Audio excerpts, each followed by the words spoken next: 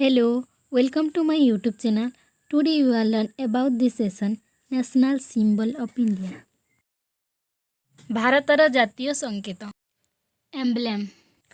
The national emblem became the emblem of the India in December 1947 and also succeeded as the seal of the Republic of India. ଆମ ଭାରତର ଜାତୀୟ ପ୍ରତୀକ December ମାସ 1947 ମସିହା ଭାରତର ଜାତୀୟ ପ୍ରତୀକ ହୋଇଥିଲା ଏବଂ ଏହା ଭାରତର ଗଣତନ୍ତ୍ରର ସିଲ୍ ଭାବରେ ମଧ୍ୟ ସଫଳ ହୋଇଥିଲା। ଏମ୍ବ୍ଲେମ୍ ଶୋଇଂ 3 ଲାୟନ୍ସ ଆମ ଭାରତର ଜାତୀୟ ପ୍ରତୀକ ତିନୋଟି ସିଂହକୁ ଦର୍ଶାଉଛି। The national emblem of India is an adoption of the lion capital of Ashoka at Sarnath near Varanasi in North India state of Uttar Pradesh. ଏହାକୁ ଆଡପ୍ସନ୍ କରାଯାଇଥିଲା ଉତ୍ତର ଭାରତର ଉତ୍ତର ପ୍ରଦେଶ ବାରାଣାସୀ ନିକଟରେ ଥିବା ସାରନାଥର ଅଶୋକ ସିଂହର ରାଜଧାନୀରୁ ଏବଂ ଏହା 1950 ଜାନୁଆରୀ 26 ତାରିଖ ଦିନ ଭାରତର ଜାତୀୟ ପ୍ରତୀକ ଭାବରେ ଗ୍ରହଣ କରାଯାଇଥିଲା।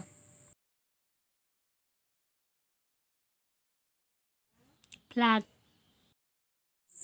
The national flag is a tricolor of deep saffron at the top, white in the middle, dark green at the bottom and white with 24 streaks at the center. ଆମ ଭାରତର ଜାତୀୟ ପତାକା ଦେଖିବାକୁ ତ୍ରିରଙ୍ଗ ଅଟେ।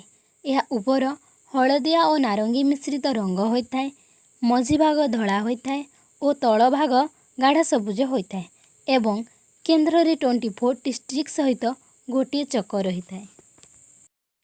Anthem. Jana Gana Mana is our national anthem and is composed originally in Sanskrit and Bengali by Rabindranath Tagore. Its Hindi version is adapted in 24th January 1950. It was the first song of 27th December 1911. Jana Gana ମନ ଆମର ଜାତୀୟ ସଙ୍ଗୀତ ଏହା ବଙ୍ଗାଳୀ ରବୀନ୍ଦ୍ରନାଥ ଟାଗୋରଙ୍କ ଦ୍ୱାରା ସଂସ୍କୃତରେ ରଚନା କରାଯାଇଥିଲା ଏବଂ ଏହାର ହିନ୍ଦୀ ଭର୍ସନ 24 ଜାନୁଆରୀ 1950ରେ ଗ୍ରହଣ କରାଯାଇଥିଲା ଓ ଏହା 27 ଡିସେମ୍ବର 1911ରେ ପ୍ରଥମ ଗୀତ ଥିଲା। Song. The song Vande Mataram composed in Sanskrit by Bankim Chandra Chatterjee is our national song. It was the first song of Congress. Vande Mataram ଗୀତ ବଙ୍କିମ ଚନ୍ଦ୍ର ଚାଟାର୍ଜୀଙ୍କ ଦ୍ୱାରା ସଂସ୍କୃତ ଭାଷାରେ ରଚିତ ହୋଇଛି ଓ ଏହା କଂଗ୍ରେସର ପ୍ରଥମ ଗୀତ ଥିଲା। Animal. The tiger is the national animal of India. It is symbol of Indians' wealth of wildlife. ବାଘଟି ହେଉଛି ଭାରତର ଜାତୀୟ ପଶୁ। ବାଘକୁ ବନ୍ୟ ଜୀବନର ଭାରତର ଧନର ପ୍ରତୀକ ମଧ୍ୟ କୁହାଯାଏ। Bird. The peacock Pavo cristatus is the national bird of India. It is symbol of qualities like beauty and grace. ମୟୂର ହେଉଛି ଭାରତର ଜାତୀୟ ପକ୍ଷୀ। ମୟୂରର ସାଇଣ୍ଟିଫିକ୍ ନେମ୍ ପାଭୋ କ୍ରିଷ୍ଟାଟସ୍। ଏହା ଦେଖିବାକୁ ସୁନ୍ଦର ଓ ଗୁଣର ପ୍ରତୀକ ଅଟେ। Fruit. The mango Mangifera indica is national fruit. It has been cultivated in since time immemorial. ଆମ୍ବ ହେଉଛି ଭାରତର ଜାତୀୟ ଫଳ। ଏହାର ସାଇଣ୍ଟିଫିକ୍ ନେମ୍ ମେଙ୍ଗିଫେରା ଇଣ୍ଡିକା। ଏହାକୁ ଭାରତରେ ପ୍ରାଚୀନ କାଳରୁ ଚାଷ କରାଯାଇ ଆସୁଅଛି। Flower. Lotus Nilumbo nucifera is the national flower of India. ପଦ୍ମ ହେଉଛି ଭାରତର ଜାତୀୟ ଫୁଲ। ଏହାର scientific name Nelumbo nucifera. Tree. The national tree of India is the banyan tree. Ficus bengalensis. This hog tree toward over its neighbors and has the widest trunk. ଆମ ଭାରତର ଜାତୀୟ ବୃକ୍ଷ ହେଉଛି ବରଗଛ।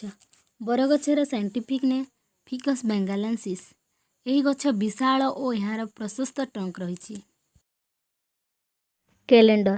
The national calendar based on the Shaka with Chaitra its first month and a normal year of 365 days was adopted from 22nd March 1957. ଆମ ଭାରତର ଜାତୀୟ calendar ଶାକା ଯୁଗ ଉପରେ ଆଧାରିତ। ଏହା ଚୈତ୍ର ମାସ ପ୍ରଥମ ମାସ ହୋଇଥାଏ ଓ 365 ଦିନ ସାଧାରଣ ବର୍ଷ ହୋଇଥାଏ। 22 ମାର୍ଚ୍ଚ 1957 ଠାରୁ ଏହାକୁ ଗୋଗ୍ରିଆନ୍ କ୍ୟାଲେଣ୍ଡର ସହିତ ନିମ୍ନଲିଖିତ ସରକାରୀ ଉଦ୍ଦେଶ୍ୟରେ ଗ୍ରହଣ କରାଯାଇଛି। Sports hockey is the national game of India but the official of the union ministry of youth affairs and sports have made it clearly that no game is declared as national sports of India. Hockey ହେଉଛି ଭାରତର ଜାତୀୟ ଖେଳ, କିନ୍ତୁ କ୍ରୀଡ଼ା ମନ୍ତ୍ରଣାଳୟ ଅଧିକାରୀମାନେ ଏହା ସ୍ପଷ୍ଟ କରିଛନ୍ତି ଯେ କୌଣସି ଖେଳକୁ ଭାରତର ଜାତୀୟ ଖେଳ ଭାବରେ ଘୋଷଣା କରାଯାଇ ନାହିଁ। କିନ୍ତୁ କୌଣସି ଏକ୍ଜାମରେ ପଚରାଯାଏ ଭାରତର ଜାତୀୟ ଖେଳ କ'ଣ, ତାହେଲେ ଉତ୍ତରରେ କୌଣସି ଖେଳ ନାହିଁ ହେବ। ଆଶା କରୁଛି ଭିଡ଼ିଓଟି ଆପଣମାନଙ୍କ ପାଇଁ ହେଲ୍ପଫୁଲ୍ ହୋଇଥିବ। ଭିଡ଼ିଓଟି ଭଲ ଲାଗିଥିଲେ ଲାଇକ୍, ସେୟାର, କମେଣ୍ଟ କରନ୍ତୁ ଓ ଏମିତି ନୂଆ ନୂଆ ଭିଡ଼ିଓ ଦେଖିବା ପାଇଁ ମୋ ଚ୍ୟାନେଲକୁ ସବସ୍କ୍ରାଇବ୍ କରନ୍ତୁ।